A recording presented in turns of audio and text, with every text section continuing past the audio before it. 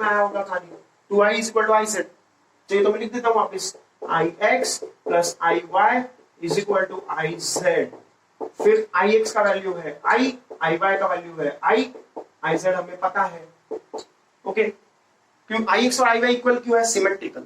जैसा x axis के about घूम रहा है बॉडी, दो हाफ में डिवाइड हो रहा है बॉडी, वैसा ही आई वाई के अबाउट घूम रहा है, दो हाफ में डिवाइड हो रहा है बॉडी, तो इसलिए आई प्लस आई हो जाएगा। तो 2i is equal to I Z. लेकिन आई जेड का वैल्यू क्या है? आई जेड का value moment of inertia about Z axis which is the central axis perpendicular to the plane of the plate or the plane of the disc is mr square by 2। तो 2i is equal to mr square by 2, तो i is equal to mr square by 4। इसीलिए मैंने क्या लिखा है यहाँ पे mr square by 4। Okay, तो that is correct itself, mr square by 4 लिखा है मैंने, वो बराबर। तो मोमेंट ऑफ इनर्शिया डिस्क का कितना है? mr square by 4। ये मैंने क्या माना है? इस फिगर को मैंने माना है डिस्क, मास m रेडियस r।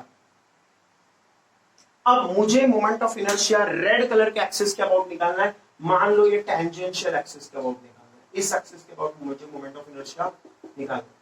तो अगर मेरा प्लेट से मैं गिनूं, प्लेट से सोचूं, तो मुझे ये वाला एक्सिस का पता है, कौन सा? ब्लू वाला। मान लो ये ब्लैक कलर का एक्सिस वाला, ब्लैक कलर का एक्सिस का मुझे पता है ये कितना है।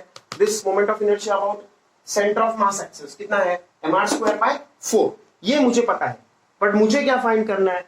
मुझे ये फाइंड करना है टेंजेंशियल एक्सिस, रेड वाला फाइंड करना है। दोनों एक ही प्लेन में, दोनों पैरेलल है। देखो, ब्लैक कलर का मार्कर और रेड कलर का मार्कर पैरेलल है एक दूसरे के, और दोनों का डिस्टेंस कितना है? If you see carefully, the distance is the radius. Distance कितना है यहाँ पे?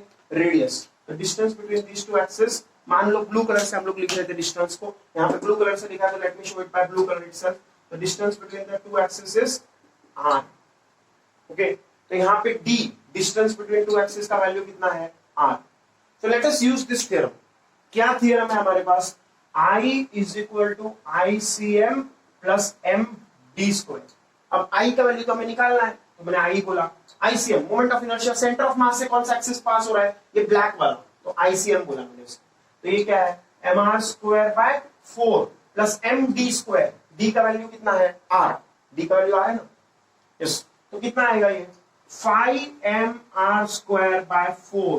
This is the value of moment of inertia which we require. तो यही हमारा आंसर आ गया। तो moment of inertia about the tangential axis is 5mr square by 4। तो ऐसे हम लोग पैरेलल एक्सिस थ्योरम यूज करेंगे। जब दो एक्सिस पैरेलल रहे एक दूसरे के, then we will find the moment of inertia. देखो, अब सिंपल और एक एग्जांपल दूं तुम्हें मैं। मान लो हमें मोमेंट ऑफ इनर्शिया इस एक्सिस के अबाउट पता है, mr स्क्वायर बाय 2 डिस्क के लिए।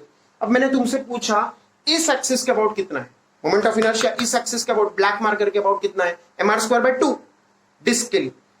अब इस एक्सिस के अबाउट पूछा तो क्या आएगा? दोनों पैरेलल एक्सिस है, this axis black axis and red axis is parallel, तो mr square by 2 plus mr square 3mr square by 2 आएगा। जब ऐसे होगा तो 5mr स्क्वायर बाय 4 आएगा, जब ऐसे होगा तो 3mr स्क्वायर बाय 2 आएगा। सोच के देखो थोड़ा, आराम से थोड़ा फुर्सत में सोचो। You will understand moment of inertia about this axis, red marker, is 3mr square by 2. Why? Because the moment of inertia about this axis is mr square by 2 for a disk, and I am asking about this parallel axis. तो parallel axis theorem use करेंगे, mr square by 2 plus mr square, because the distance between these two axes is radius. mr square by 2 plus mr square, which is 3mr square by 2. ऐसे रखेंगे axis या ऐसे रखेंगे, उस पर भी फर्क पड़ेगा। तो that is how will use this theorem. ये थ्योरम थोड़ा बहुत तो समझ में आ गया रहेगा तुम्हें कैसे यूज करना है। ओके, तो थ्योरम यूज करना समझा, बट हम लोग को अभी इसका प्रूफ देखना है। क्या देखना है? प्रूफ। तो we will start with the proof of this theorem.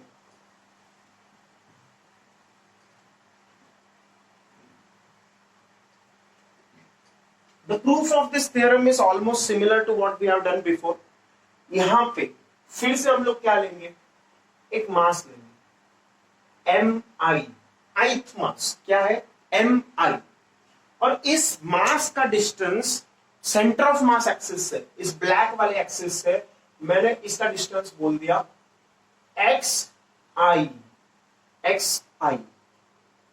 xi क्यों बोला मैंने? Because this is distance from mass to this axis.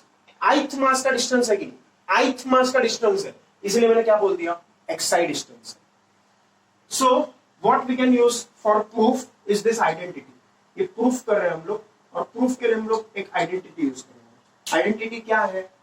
X i plus d the whole square is equal to x i square plus d square plus 2xi into d बराबर है कि देखो a plus b the whole square a square plus b square plus 2ab a plus b the whole square a square plus b square plus 2ab okay. अब फिर से हम लोग मास mi से मल्टीप्लाई करेंगे बराबर है कि क्योंकि मैंने बताया तुम्हें पहले हम लोग को मोमेंट ऑफ इनर्शिया फाइंड करना है तो मोमेंट ऑफ इनर्शिया के लिए mr स्क्वायर है mr स्क्वायर मतलब मास से मल्टीप्लाई करना जरूरी है जैसे पिछले प्रूफ में हमने किया तो xi plus d the whole square is equal to mi xi square plus mi d square plus 2mi xi into D.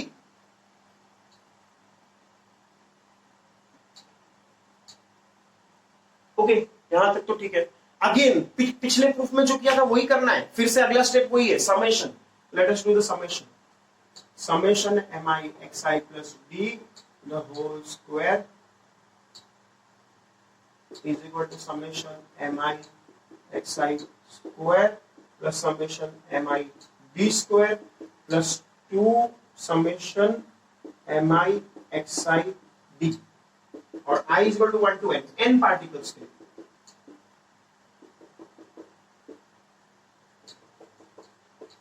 Okay, now as we did previously थोड़ा सोचो फिर से सोचो थोड़ा अगर मैंने फिर से ये लिया ये वाला ऑब्जेक्ट जो पहले लिया था वो ऑब्जेक्ट मैंने वापस लिया let me take this object and let me explain you once again. तो हम लोग का ये प्लेट है इस प्लेट के हिसाब से सोचते हैं तो इस प्लेट के हिसाब से हम लोग का मास mi कहां है यहां पे mi मास यहां पे और ये जो एक्सिस है ये y एक्सिस है this is the y axis और फिर जो पैरेलल एक्सिस है पैरेलल एक्सिस कहां है ये देखो उस फिगर के हिसाब से पैरेलल एक्सिस रेड कलर में मैंने बनाया रेड कलर में ये पैरेलल एक्सिस यहां ओके इसके अबाउट हमें निकालना। अब ये मास है हमारा m i ये मास कौन सा है mi ओके और ये डिस्टेंस कितना है ब्लू कलर से मैंने बोर्ड पे लिखा है तो मैं यहां पे ब्लू कलर से लिख देता हूं दिस डिस्टेंस इज x ये डिस्टेंस कितना है x ओके और ये डिस्टेंस कितना है ये distance between to parallel axis d okay यहां।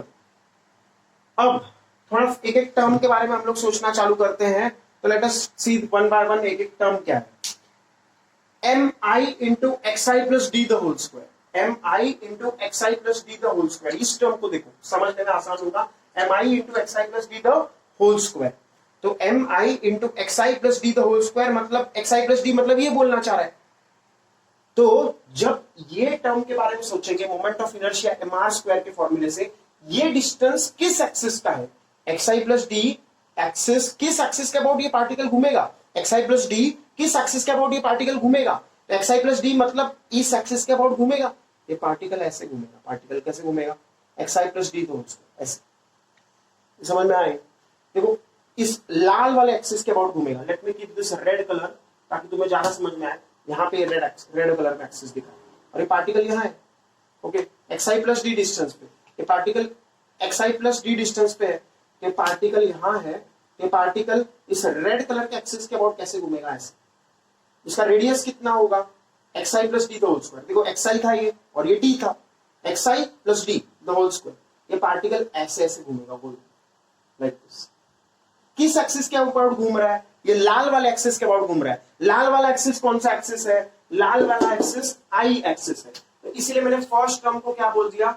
आई ये समझ में आई this is the first thing then let us understand the next thing mi xi square तो mi ये पार्टिकल है अब ये पार्टिकल xi डिस्टेंस वाले कैसे घूमेगा xi डिस्टेंस वाला कैसे घूमेगा ये पार्टिकल xi डिस्टेंस लेके किस एक्सिस के अबाउट घूमेगा तो ये ब्लैक एक्सिस के अबाउट घूमेगा ब्लैक एक्सिस को मैं ब्लैक मार्कर से दिखा देता हूं ब्लैक एक्सिस को मैंने ब्लैक मार्कर से दिखाया ये रहा ये पार्टिकल ब्लैक मार्कर से xi डिस्टेंस पे ये हम लोग का ब्लैक वाला एक्सिस है ब्लैक कलर कर दिया ये पार्टिकल कैसे घूमेगा ये पार्टिकल यहां है तो ये पार्टिकल ऐसे घूमेगा ऐसे xi रेडियस से घूमेगा तो किस एक्सिस के अबाउट घूम रहा था ब्लैक वाले एक्सिस के अबाउट घूम रहा था ब्लैक वाला एक्सिस कौन सा एक्सिस है सेंटर ऑफ मास एक्सिस है इसीलिए M I x i square ये टर्म होगा आईसीएम। ये क्या होगा? आईसीएम। ये वाला टर्म किसके करस्पॉन्डिंग होगा? आईसीएम। ये वाला टर्म किसके करस्पॉन्डिंग होगा? आई। और प्लस, अब देखो जैसे इंटीग्रेशन में से कांस्टेंट बाहर निकलता है वैसे ही समेशन में से भी कांस्टेंट बाहर निकलता है। तो समेशन में से मैंने डी स्क्वायर कॉमन निकाल दिया, बाहर निकाल दिया, because D distance is constant, तो डी स्क्वायर भी constant. And I write i is equal to 1 to n. Okay, अब summation M I from 1 to n, इसका मतलब क्या है हम लोग पहले समझते हैं। This means m1 plus m2 plus m3 dot dot dot mn, मतलब sum of all the particles. Sum of all the particles मतलब क्या? Total mass of the object. Total mass of object क्या है? Capital M। और ये D square मैंने as it is लिखा, तो plus ICM is equal to I. तो ये समझ में आया? Now if you see carefully we have proved this result. I is equal to ICM plus MD square. इसी को मैं अगर रीअरेंज करूं तो this is our proof. ये प्रूव कर दिया हमने। अब तुम सोचो कि वो लास्ट टर्म का क्या होगा, ये तुम्हारे दिमाग में चल रहा होगा, तो let me make you understand that as well. ये लास्ट टर्म का क्या होगा? ये लास्ट टर्म जीरो कैसे हो गया? क्योंकि ये जीरो होगा तभी तो ये रिजल्ट बराबर आएगा, ये जीरो होगा तभी तो रिजल्ट बराबर आएगा। तो ये जीरो है, दिस रिजल्ट इज जीरो। ये कैसे जीरो है वो हम लोग समझते हैं। तो what is the term? Summation I is equal to 1 to n to mi xi into d. Take constant out of the summation. कौन से कांस्टेंट है? 2 एक कांस्टेंट है, d एक कांस्टेंट है, तो दोनों कांस्टेंट्स को बाहर निकालो। 2d summation I is equal to 1 to n mi xi, ये आएगा कि नहीं? अब अगर इस टर्म को अगर थोड़ा सोचे, मान लो मैंने थोड़ा सा रब कर दिया, ओके, रब करने की इधर जरूरत नहीं है, ठीक है, थोड़ा सा ऊपर, ये 2d टर्म मैंने बाहर ऊपर ही लगा दिया ऐसा, तो थोड़ा सा मैं ऊपर लिख देता हूँ उसको। 2d टर्म बाहर निकाल के let us right it like this, mi xi, ऐसा आएगा कि i is equal to 1 to n। यहां तक तो समझ गया, 2d मैंने बाहर निकाला कांस्टेंट। अब अगर ये देखा जाए दिस टर्म, इस टर्म को जीरो करने का क्या रीजन है? Why do we make it zero?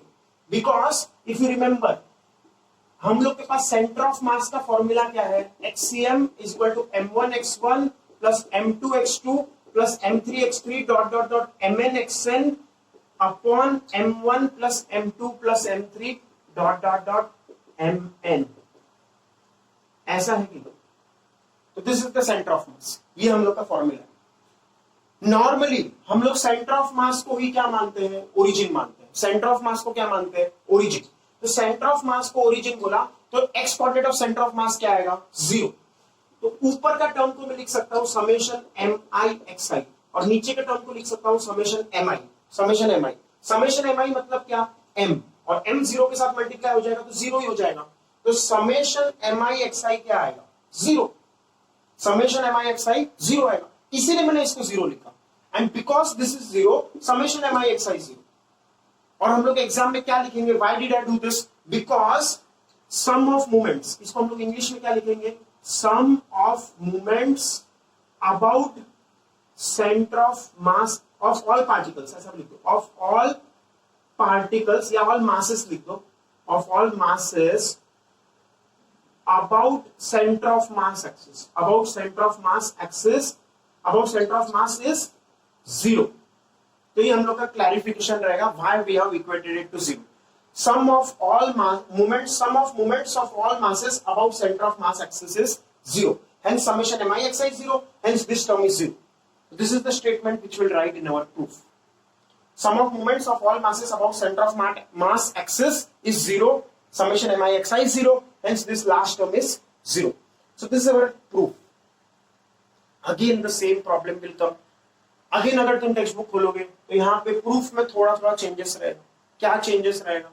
यहाँ पे mi मास नहीं दिया रहेगा, वहां पे इसको बोला रहेगा dm, कंटिन्यूअस बॉडी है इसलिए इसको क्या बोल दिया?